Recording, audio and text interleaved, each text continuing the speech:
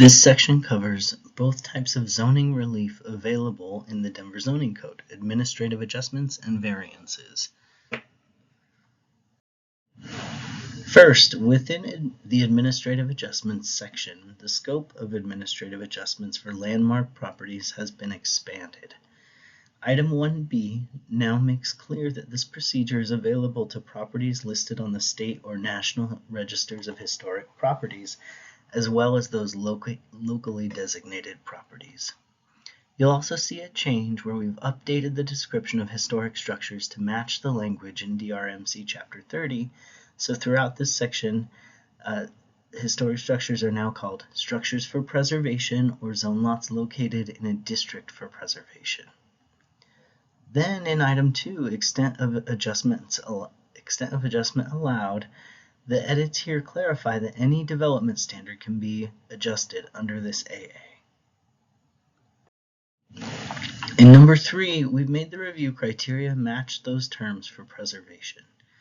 As an aside, the AA for landmark properties has a relatively high bar for approval. It requires that the applicant prove that conforming to the code would have an adverse impact upon the historic character of the structure for preservation or the district. Number 4, other types of AA available, clarifies that landmark properties may apply for any flavor of administrative adjustment allowed, in addition to those where the justification is directly related to the fact of landmarking. So they can access this administrative adjustment as well as the other types in this section. So, for example, if a structure for preservation requests an adjustment, but the request doesn't meet the review criteria in this AA, again, that's that higher bar for an adverse impact, they still have the opportunity to apply for an adjustment using the justifying circumstances for an unusual physical circumstance or condition, neighborhood compatibility, and others.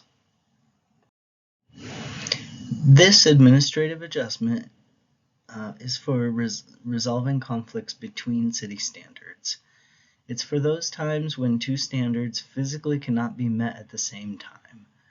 One example might be a dotty site triangle that comes into conflict with a required build-to, because the build-to requirement might require the building to be located in a site triangle where no structure can be located for safety reasons. When this was originally drafted, it inadvertently excluded two standards that conflict with one another that are both under CPD's purview. So now, with the addition of the underlined portion here, we can resolve building code or fire code conflicts with zoning standards with an administrative adjustment. Both of the administrative adjustments dedicated to outdoor gathering areas have been removed. Instead, we've relocated some of the material to the OGA section of Article 11, where there is a staff process for approval of alternative designs if the alternative meets the city's adopted urban design standards and guidelines for outdoor gathering areas. Now, this type of relief can be approved as part of a site plan without going through the administrative adjustment process. Section 12.4.5.2H is where the most common administrative adjustments can be found. These are adjustments to height and setbacks and other building form standards. We've added B to the extent of adjustments allowed to clarify that the zoning administrator can do one of two things when it comes to setbacks. The adjustment can either reduce a required setback, as in the example of reducing a primary street setback from 20 to 10 feet, or the zoning administrator can allow a limited encroachment into the required setback distance, such as allowing a portion of a building to extend into the setback. In all cases, the ZA decision shall consider what the minimum type of relief is to address the justifying circumstance at hand. Next, I'll go into the table of adjustments in Section H. In the first table of administrative adjustments, we address the building forms found on 1 and 2 unit residential primary building forms, such as urban house, tandem house, suburban house, and so on. For those adjustments for height in stories or feet or the bulk plane, we've made one change here. Based on experience, we've noticed that it's not as logical or equitable when an adjustment for height is requested based on an unusual physical condition to require a showing that the subject building is no taller in feet than a similar building form within the existing neighborhood. Think, for example, of a non-conforming urban house that sits on an oddly sloped lot. Well, that unusual physical condition makes it reasonable that the building be taller than nearby structures that don't have that same condition. It does, however, make sense to hold applicants to that standard of being no taller than a similar building form when they're arguing that the proposal is based on neighborhood compatibility. So in this slide, you'll see that limitation moved to the first row because that is the extent of adjustment allowed when neighborhood compatibility is used as the review criteria, shown in the far right column. And that standard for being no taller than nearby similar building forms, that standard has been removed from the bottom row, where the justifying circumstance is either unusual physical conditions or circumstances or affordable housing. You'll notice changes in the far right column here, but this was strictly an update to spell out the criteria for clarity and to reduce confusion. No substantive changes were made here. We're still in Table 1, which again addresses the 1 and 2 unit residential building forms. On the bottom row here, there's a new adjustment for minimum vehicle maneuvering area around garages and carports. This is related to a revision suggested by the Department of Transportation and Infrastructure, which increases the minimum vehicle maneuvering area from 18 feet to 21 feet on properties that are for 1 and 2 unit residential development. So that 21 feet is required between the opening of a garage or carport and the farthest alley boundary line, measured perpendicular from the face of the garage or carport opening, as well as for for vehicle maneuvering within the same zone lot. This adjustment allows staff to reduce that distance from 21 feet to 18 feet based on unusual physical conditions or circumstances. We've modified the building configuration form standards to allow an adjustment of no limit when the justifying circumstance is affordable housing. First of all, what are building configuration form standards? They're described in Section 13.161 and include private open space, mass reduction, upper story step backs, and more. Given that the affordable housing review criteria requires that the applicant demonstrate that more units will be provided with the adjustment, it was more important that the available extent be meaningful enough to achieve additional units. For an administrative adjustment to affect neighborhood compatibility or an unusual physical condition, we think that 15% is still adequate to address those situations. In addition, these standards don't come up very often at the Board of Adjustment, so there wasn't reason to expand the AA allowance for those two justifying circumstances to beyond the 15%. For the administrative adjustment for required parking, we've expanded the existing adjustment to make it available to projects making an argument based on affordable housing, or when relief allows improvement to an existing off-street parking area. You can find more information about this new adjustment in the discussion of vehicle parking. Next is a new clarification in the review process section for administrative adjustments.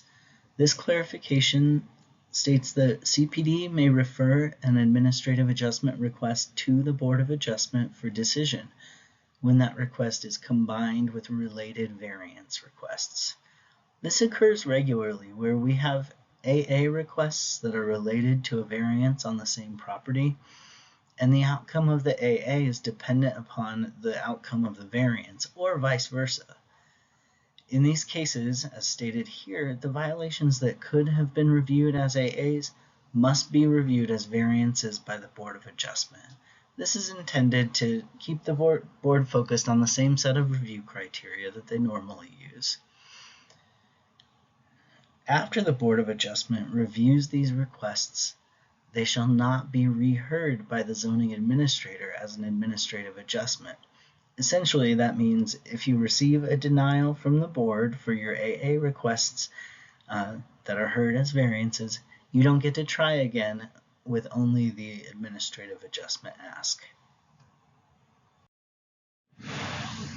This change to the expiration section clarifies that the deadline to obtain approval for a pre-development request is 180 days unless a complete application is submitted for a site development plan, zoning permit, or zone lot amendment. The adjustment is extinguished if the applicant fails to obtain an approved SDP, zoning permit, or zone lot amendment.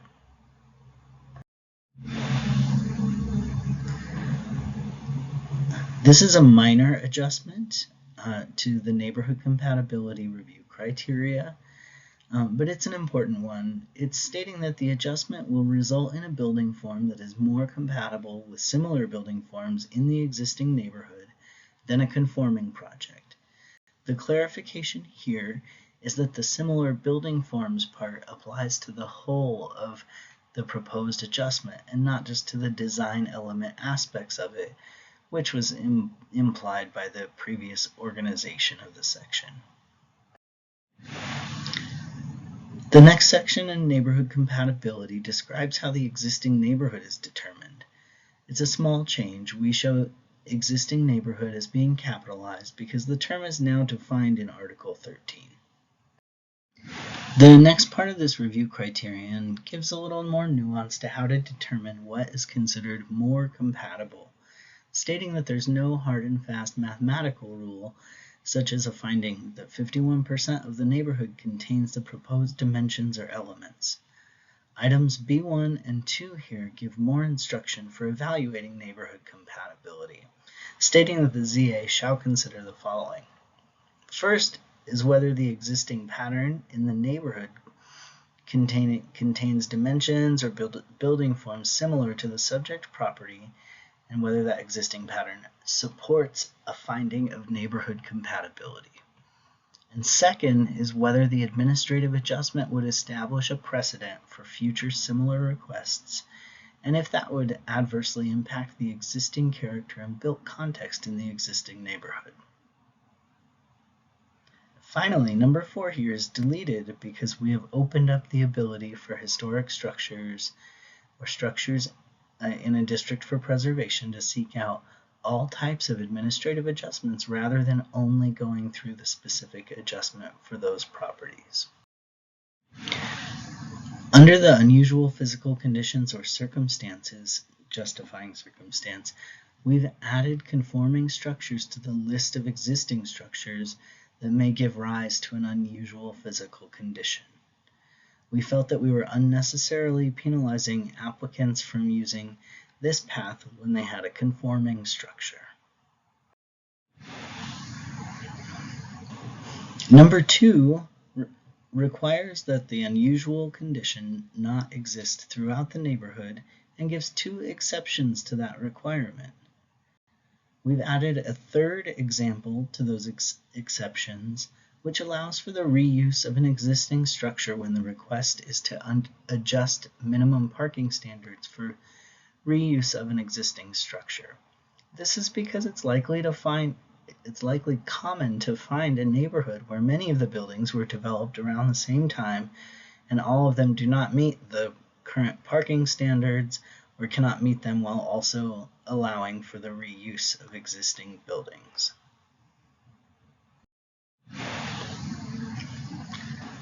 We're now in the variance section. I'm looking at the applicability section.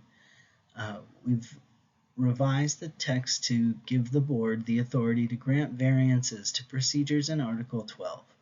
In the case of zone lot amendments, there is an explicit description in section 12445E that says that zoning relief is available for ZLAMs, so that gives the board the express authority described in 3B here.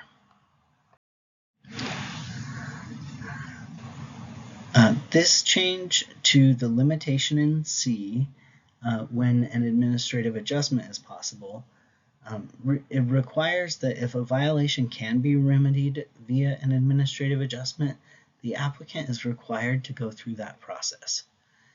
Further, the last sentence requires that if the zoning administrator makes a final decision on the adjustment, the request then can only go to the Board of Adjustment as an appeal of the administrative decision according to section 1248. The only way around this provision is if the request for an AA is intertwined with other variance requests and CPD refers it to the Board of Adjustment as described in the earlier section.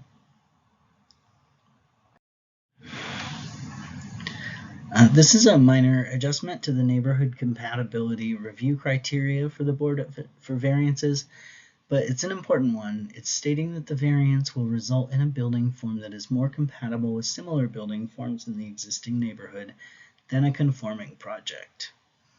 The clarification here is that the similar building forms applies to the whole of the proposed variance and not just to design element aspects of it, which is implied by the previous organization. This is the exact same change that we made in the administrative adjustment section.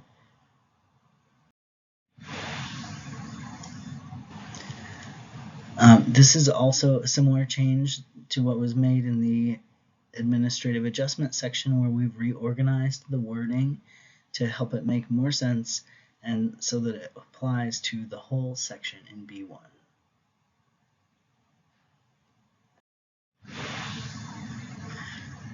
Once again, this is the same change as was made in the AA section. Discussion of the nuance in this adds nuance to what constitutes neighborhood compatibility, and a requirement that the Board of Adjustment look at whether the existing pattern supports a finding of neighborhood compatibility or whether the variance would establish a precedent in the existing neighborhood.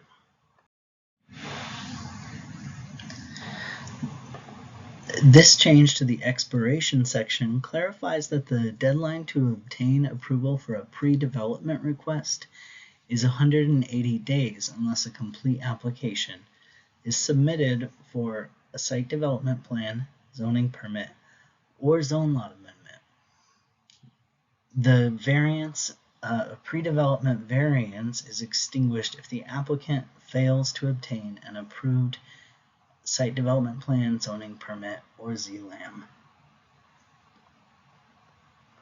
For all other variances that are related to construction, the variance runs with the land unless the Board of Adjustment specifies otherwise as a condition of the approval.